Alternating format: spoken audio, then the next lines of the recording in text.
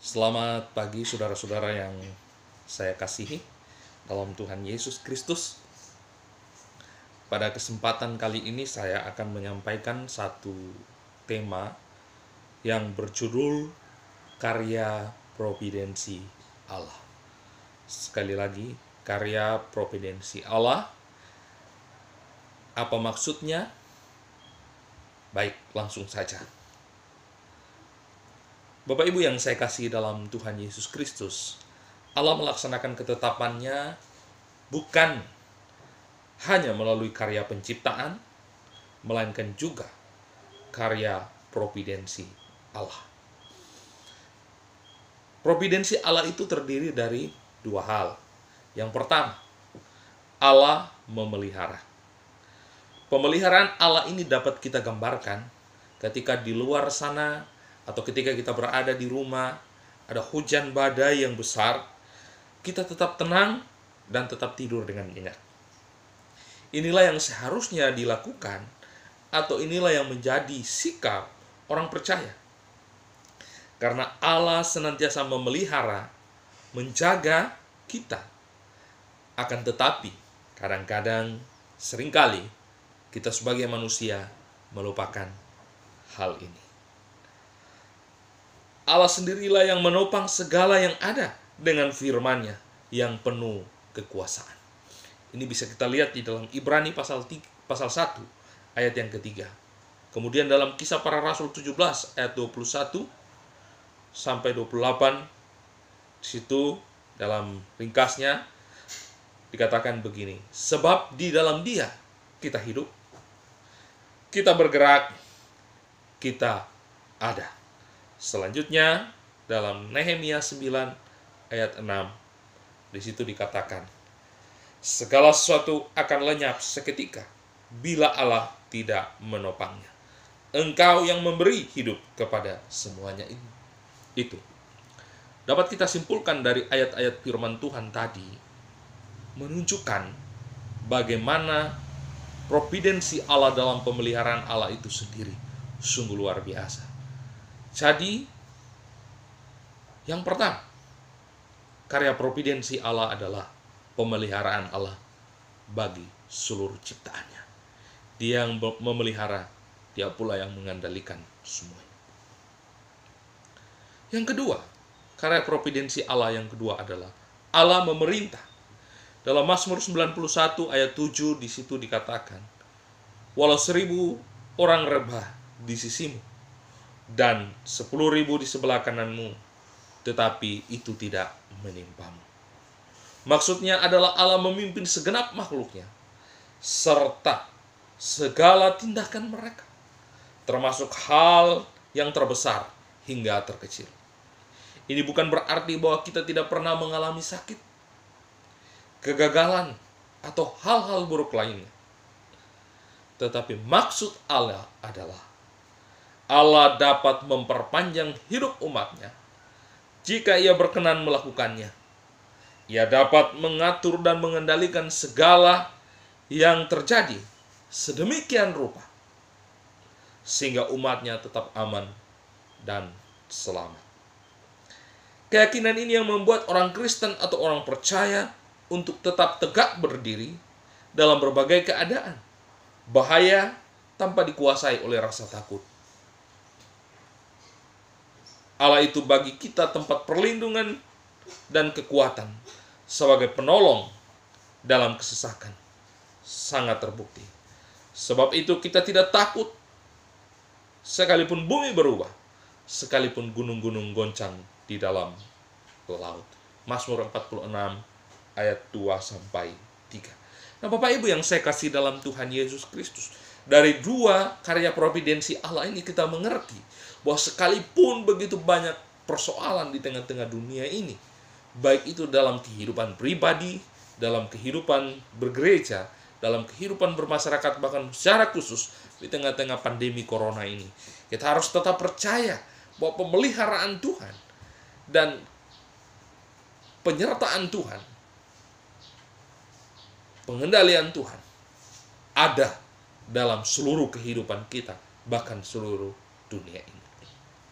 Jadi sudah dua hal penting inilah yang termasuk dalam providensi Allah. Yang pertama, pemeliharaan Allah yang sempurna. Yang kedua, Allah yang memerintah.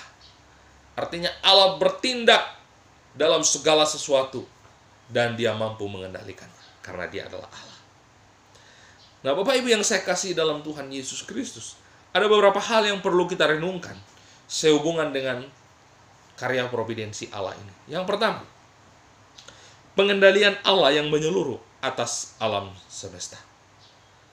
Ia menerbitkan matahari bagi orang jahat dan orang baik, dan menurunkan hujan bagi orang benar dan orang yang tidak benar. Matius 5 ayat 45.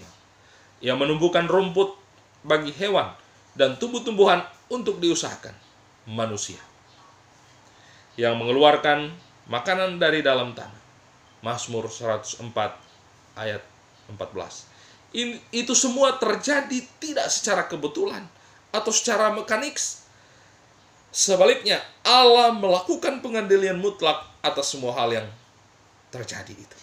Jadi, ketika matahari terbit dari timur dan kemudian terbenam ke barat, itu sesungguhnya adalah pengendalian Allah atas alam semesta. Bukan terjadi dengan begitu saja atau terjadi secara kebetulan, ataupun ketika hujan turun. Ya, Tuhan tidak pernah menurunkan hujan hanya kepada orang benar saja, tetapi Tuhan menurunkan hujan bagi setiap umat manusia. Artinya memang Tuhan mengendalikan segala sesuatu yang terjadi di dalam alam semesta ini. Oleh karena itu, kita harus tetap percaya kepadanya, terus bersandar kepadanya, berharap kepadanya. Itu yang pertama yang perlu kita renungkan dalam karya providensi Allah. Pengendalian Allah yang menyeluruh atas alam semesta. Yang kedua, tentang suku-suku bangsa. Betapa sering kita melihat mereka seolah-olah kehilangan kendali ketika kita melihat suku-suku bangsa. Ada terjadi peperangan. Namun Alkitab menyatakan bahwa yang maha tinggi berkuasa atas kerajaan manusia. Daniel 4 ayat 25. Kemudian Dia mengubah saat dan waktu. Dia memecat raja dan mengangkat raja. Daniel 2 ayat 21. Jadi bukan suatu kebetulan atau takdir yang membuat roda sejarah manusia berputar. Tuhan sendirilah yang telah menentukan musim-musim, dan Dia pula lah yang menetapkan batas-batas kediaman mereka. Kisah Para Rasul 17 ayat 26. Artinya Bapak Ibu yang saya kasih dalam Tuhan Yesus Kristus, sekalipun kita melihat ada suatu bangsa atau suku-suku terjadi peperangan, kita tidak perlu heran. Karena semuanya dalam kendali Tuhan. Ya, Tuhan yang mengatur semuanya. Dan kita tidak perlu takut. Semua ada dalam pemeliharaan Tuhan. Selanjutnya, yang perlu kita renungkan yang ketiga adalah Allah melakukan pengendalian langsung atas keberadaan masing-masing individu di dunia. Tuhan mematikan dan menghidupkan. Ia merendahkan dan meninggikan juga, dan mengangkat orang yang miskin dari lumpur untuk mendudukan dia bersama-sama dengan para bangsawan, dan membuat dia memiliki kursi kehormatan. Sebab Tuhan mempunyai alas bumi, dan di atasnya Ia menaruh daratan. 1 Samuel 2 ayat 66, ayat 6 sampai 8. Sekali lagi 1 Samuel 2 ayat 6 sampai 8. Manusia harus bersandar pada Allah dalam segala hal. Helai rambut di kepalanya pun terhitung semuanya oleh Allah.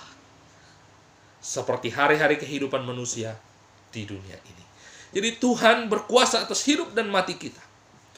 Tuhan berkuasa untuk mengangkat ataupun merendahkan setiap kedudukan manusia. Oleh karena itu, seharusnya kita sebagai ciptaan harus senantiasa datang kepadanya dengan penuh kerendahan hati, dengan kesungguhan hati. Karena Dialah yang memegang kendali hidup ini.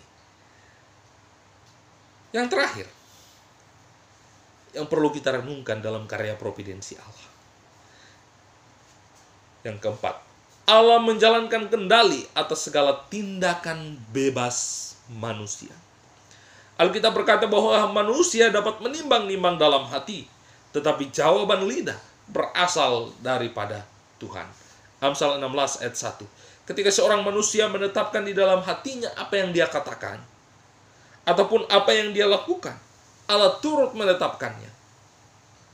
Bahkan dalam kehidupan orang yang tidak beriman, sebab sesungguhnya panas hati manusia akan menjadi syukur bagimu, demikianlah kata sang pemazmur. Dan sisa panas hati itu akan kau perikat pinggangkan. Mazmur 76 ayat 11. Artinya, Bapak Ibu yang saya kasih dalam Tuhan Yesus Kristus, setiap manusia punya kehendak bebas untuk merencanakan, untuk melakukan sesuatu. Tetapi sesungguhnya Tuhanlah yang menetapkan. Sekalipun kita berencana besok pergi ke sana, ke suatu tempat, tetapi jika Tuhan tidak menghendaki, maka itu tidak akan terjadi. Bahwa Allah mengendalikan atas kehendak bebas manusia. Nah, Bapak Ibu yang saya kasih dalam Tuhan Yesus Kristus, sebagai kesimpulan daripada topik ini, yaitu karya providensi Allah.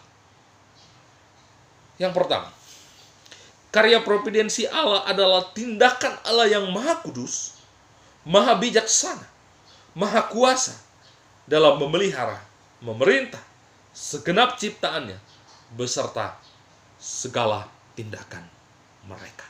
Jadi memang pemeliharaan Tuhan, pemerintahan Tuhan bagi setiap umat dan ciptaannya sungguh merupakan kuasa atau tindakan Allah yang maha kudus, atau tindakan Allah yang maha bijaksana, atau tindakan Allah yang maha kuasa dalam memelihara dan memerintah segenap ciptaannya dan seluruh tindakan mereka.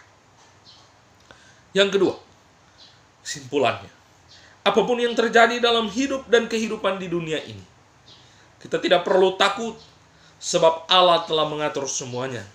Dia tahu yang terbaik dalam hidup kita. Bahkan jumlah helai rambut pun di kepala kita, Tuhan tahu. Percayalah dan terus bersandar pada Allah, karena Dia setia memelihara dan menyertai kita. Jangan pernah takut. Datang kepada Dia, berharap dan bersandar kepadanya. Karena providensia Allah selalu nyata dalam hidup kita. Pemeliharaan Tuhan, pemerintahan Tuhan bagi setiap kita selalu nyata dalam hidup kita hari ini dan selama-lamanya. Tuhan Yesus memberkati. Shalom.